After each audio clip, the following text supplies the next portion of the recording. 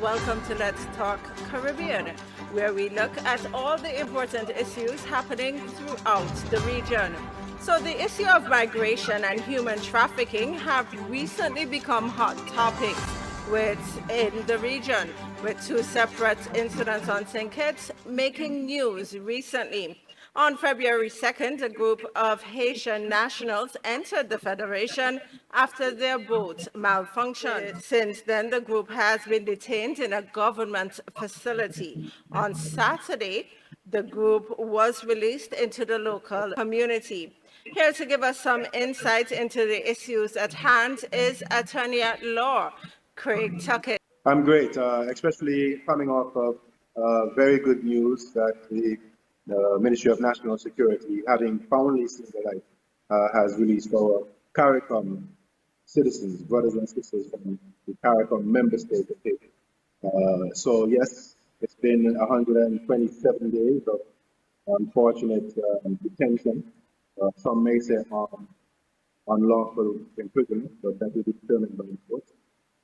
And now they are free, given their right to liberty and freedom and their constitutional identity, and also their right to land in any CARICOM member state in the given 6 months. And so for me, I'm very happy. It was a labor of love for me, being an African myself. I read the lesson of our nationalists, but the person of descent and understanding the history of Haiti and how their people, their ancestors played a role to ensure that all race of black people in the world were either free from slavery or were free from colonialism. And so, for me, it was something that I really loved doing. It was a lot of hard work, a lot of research, but thank God, free at last, free at last. Thank God Almighty. Yeah. So, Mr. Tuckett, you had been retained by the group for your services and you have sought asylum for these Haitian nationals. Tell us the basis on which you felt that asylum was necessary. Right. Well, thank you for that very important question. Now, it is important to note that St. Kitts and Nevis has a policy whereby Haitians have to apply for a visitor's visa. Now, the only thing about that, it's that it is costly, time-consuming. Sometimes the high rate of denials in regards to this policy to our CARICOM member state. Remember, these persons being citizens or nationals of the Republic of Haiti, and the Republic of Haiti being a member state of CARICOM, automatically gets 6 months entry into any other member of CARICOM. So, because of that very repugnant, repulsive, and discriminatory policy made against our brothers and sisters of Haiti, when they arrived, only due to the fact that their boat was malfunctioned and they had to come into the jurisdiction or into the shores of St. Kitts and Nevis because of distress, meaning by international law, any boat that enters into the jurisdiction of any other nation, sovereign nation, once it's distressed, they are given exemption from any fallout due to immigration law or customs. But anyway, so we passed that stage. They were put into detention. They were not charged for any breaking of any law in St. Kitts and Nevis. And so I thought it best, seeing that they were treated as though they were, well, I would say refugees, and because the fact that the policy of the state was already in place of enforcing a visitor's permit, I thought it best then to seek asylum, bearing in mind the state of affairs of Haiti at the present time. It is known throughout the world, the present state of Haiti, to the point where the American government, the Canadian government, and also the French government have given a new policy whereby once a person of Haitian descent enters into their jurisdiction, their decision.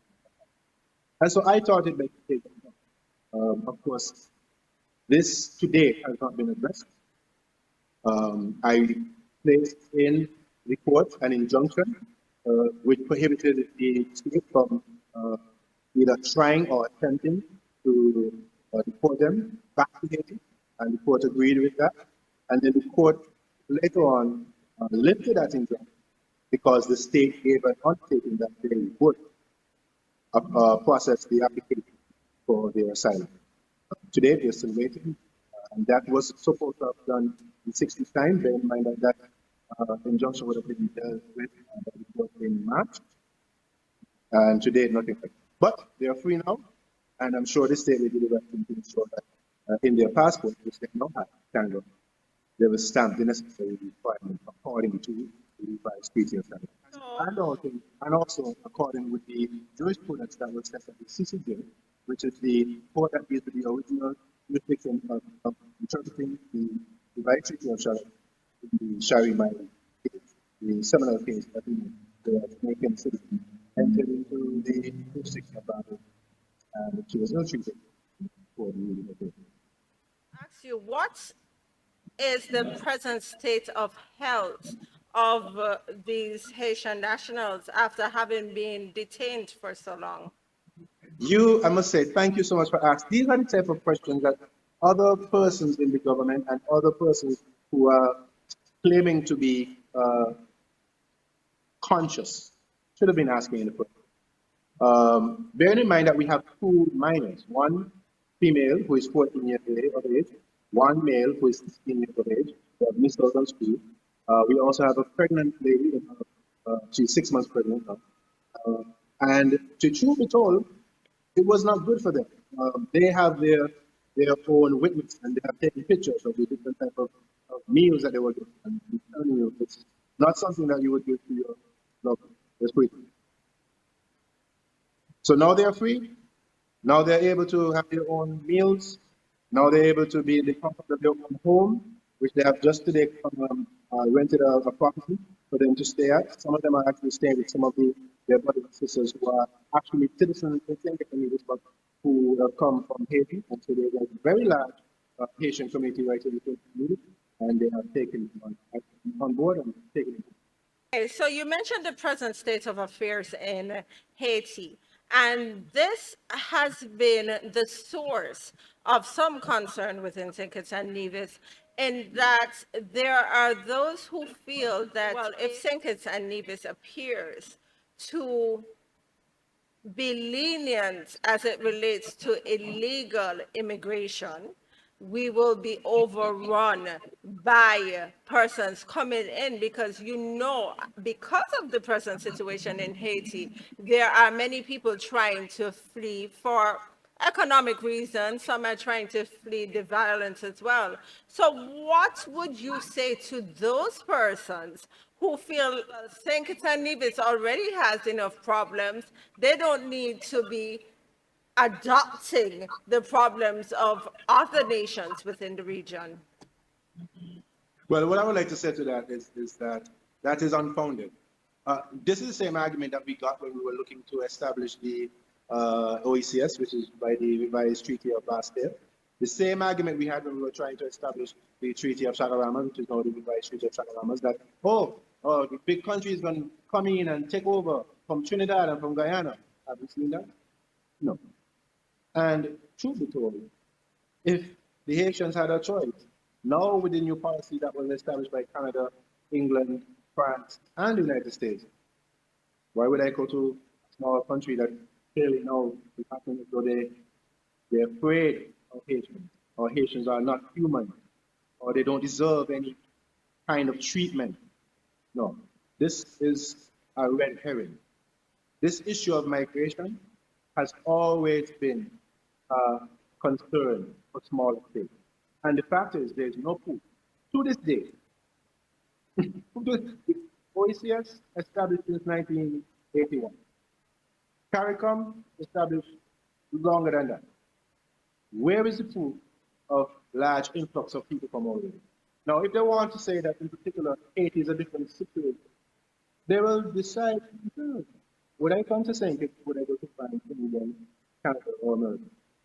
So what we as a people need to do is to focus on the fact that we have part of an international treaty. We have signed it, and many of us have benefited from it, and therefore it is two-way. You can't expect to enter into a one another country and then try to say, oh, another person can enter into it. That's hypocrisy. If that was said, imagine how many citizens and individuals will have to send out of America, or sent out of India, or sent out of Canada. We have to stop that. It's very myopic, and I think my people are. We have heard the issue of human trafficking being raised by Prime Minister, the Honorable Dr. Terence Drew. And he is of the view that human trafficking is a serious issue within the region. And if the country appears to be too lenient as it relates to human traffickers, then there would be an even bigger situation at hand. What are your thoughts? So, if one were to utilize the definition of human trafficking, it leads to the end of a group of persons or persons being ill-treated, abused, and used to the benefit of one person or group and to the disadvantage of the other. When that is not present, then there is no issue of human trafficking. But we do The see issue that is in some of these migration issues, because we not in see St. that boat Not in St. owners take advantage of some people and charge them astronomical prices to traffic them to other countries. But I don't know about that. What you have just stated there is a contractual agreement between two persons of sound mind and with the understanding of what the end product will be. But you see, that can That be is a debated, contractual agreement. right? That Well, can be I'm saying, debated I'm saying, because one may think, because of the level of desperation, it's can be assumed that that person may not be of sound mind.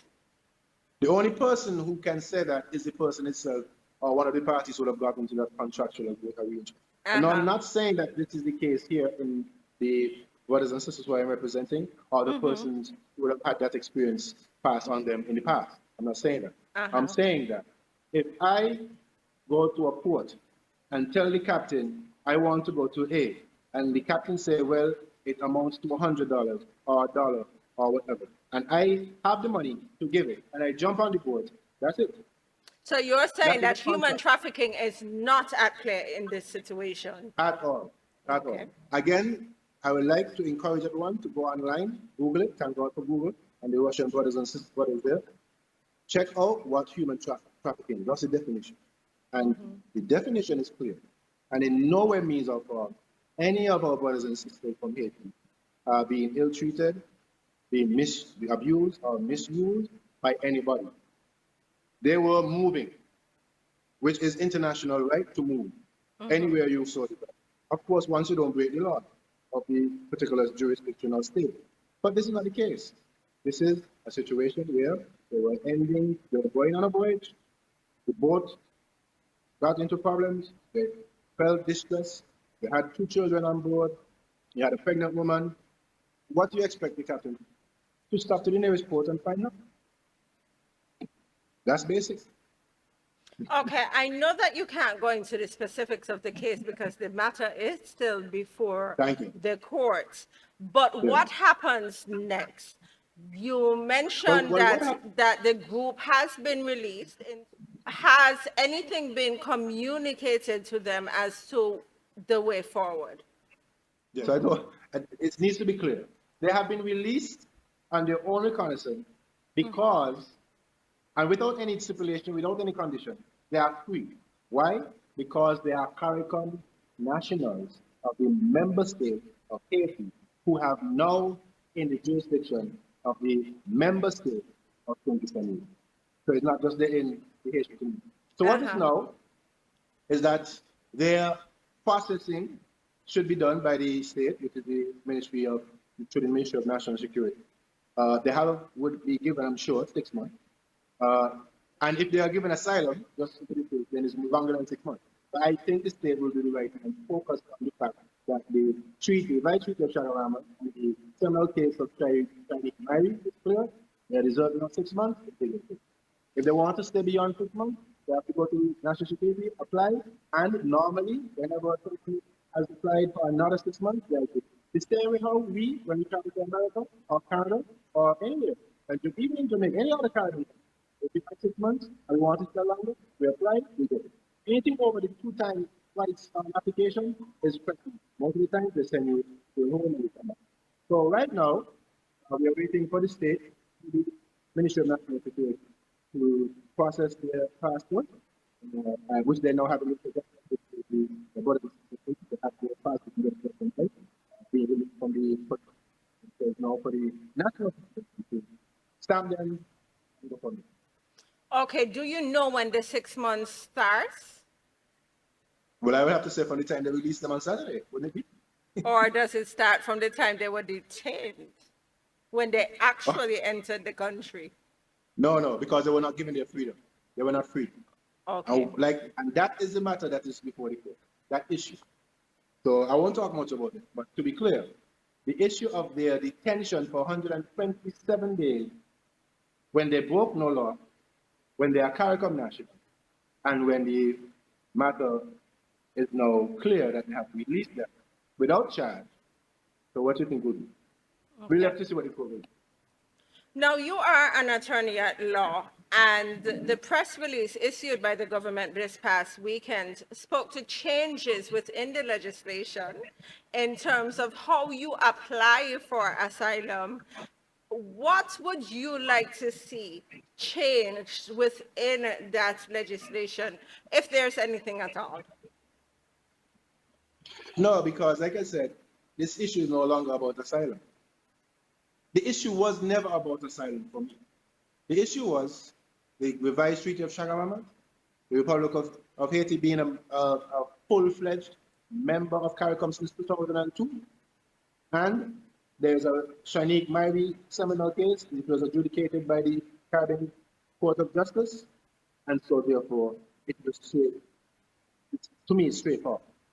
I went to the issue of asylum because the state was not willing at the time to recognize those fundamental points that have different. So, asylum is out of the way. For me, I'm not concerned about asylum. Now, if African brothers and sisters, like the Cameroons, who are Cameroonians from here, apply for asylum, they will have to prove that there's a reason for that application. What's happening in Cameroon that we are running from?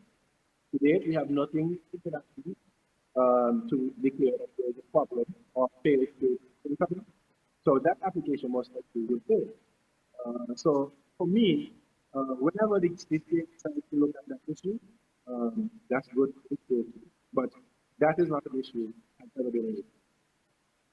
Would you like to see St. Kitts Nevis as a state treat Haiti as a state and nationals of Haiti differently in terms of immigration?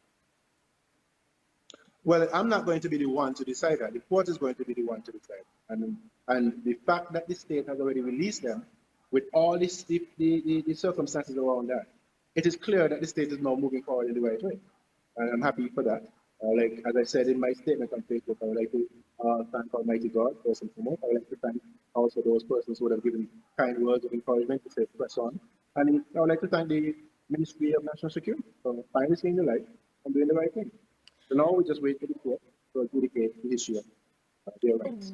What happened leading up to June 10th that was the deciding factor to release the group of Haitian nationals?